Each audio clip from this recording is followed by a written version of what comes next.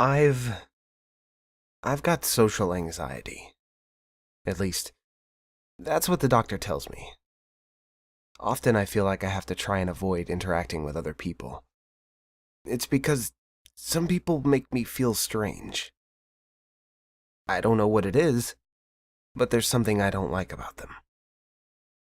It's not something that happens all the time. I can usually act normally around most people that I meet. We have pleasant conversations. I think I'm the type of person people want to be friends with. The real problems start when they come along. If I spend enough time outside, I'll always encounter one of them. It's inevitable. They look like normal people, but they're different somehow. There's something off about them. I know it sounds nuts. You think, like the doctors do, that I have social anxiety issues that are the cause of me feeling this way about people. I thought that way too, at least until yesterday. See, I've got a brother named John. He worries about me. He's been attempting for some time to get me out and social again. A friend of his was throwing a party last night, and John thought it would be a good idea if I came along. Normally, I wouldn't have gone with him. Parties aren't my thing. The idea of running into one of those people makes me more nervous than you can understand. But yesterday, for some reason, I was able to build up the courage to go.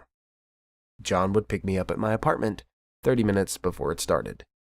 No big deal. When the time came to leave, I was ready. I'd even bothered to dress up nice in some clothes that I'd never really wear. I was sitting on the couch when the doorbell rang. I got up to exit the apartment, but before I left, I took a peek through the eye hole of my door.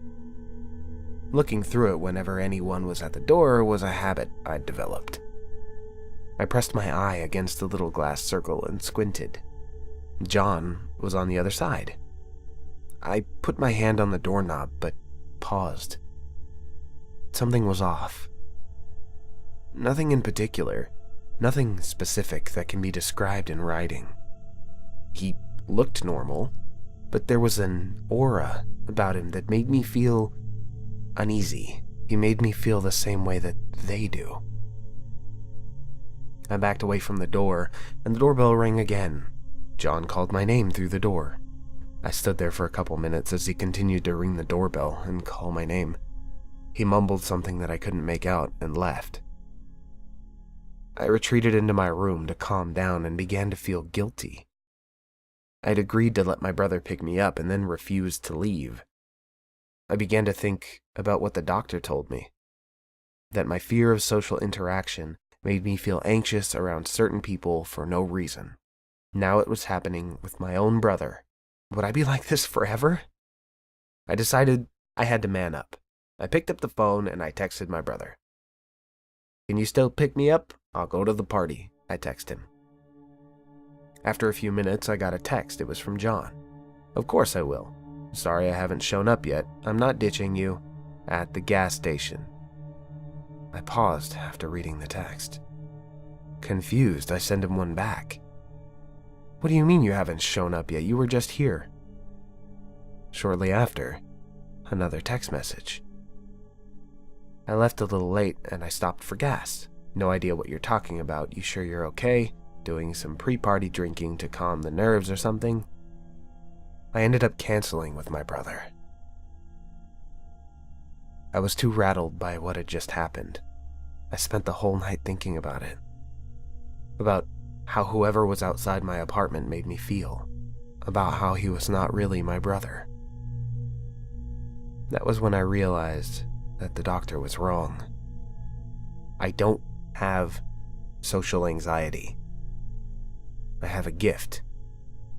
Or rather, a curse. There are things out there. They act like regular people, but they're not regular people. They want to trick you. They'll even go to the point of impersonating your own family.